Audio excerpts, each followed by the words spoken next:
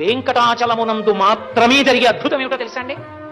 శిశువు నుండి వృద్ధుడి వరకు, స్త్రీ పురుష పండిత పామర కుల మత వర్ణ వివక్ష లేకుండా ఆనంద నిలయంలోకి మీరు ఇలా వెళ్ళి చూడగానే ఒక పెద్ద రాశీభూతమైన విద్యుత్ ఎలా లాగేస్తుందో అలా ఆయన మీ మనసు లాగుతాడు. అందుకే అప్పటి వరకు అబ్బా ఏమిటోనండి అన్నవాళ్ళు ఎంత బాగున్నాడని అంటారు. వెనక్కి నడవడం జీవితంలో అలవాటు ఉండదు.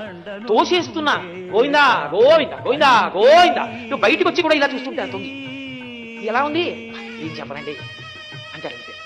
అంటే నువ్వు ఎంత ప్రయత్నం చేసినా మనసు నిలబడదు. ఓం శ్రీనివాసాయ నమః అంటుంది, ఇలా పువ్వేయి మనసు ఎక్కడిపోవచ్చు. అలా వెళ్ళిపోయే మనసు ఒక్క ఆనంద నిలయం దగ్గరికి వచ్చేటప్పటికి మాత్రం మీరు వెళ్ళమన్నా వెళ్లకుండా ఆయన మీదకి వెళ్తారు. అంటే మీ మనసు మీరు పెట్టడం కాదు, మీ మనసు పనులు ఆగుతాడు. మీరు అలా 2 క్షణాలు చూశారనుకోండి, ఆ 2 క్షణములు మీరు తపస్సు చేసి ఈశ్వర సాక్షాత్కారం పొందారని మీ జీవుడికి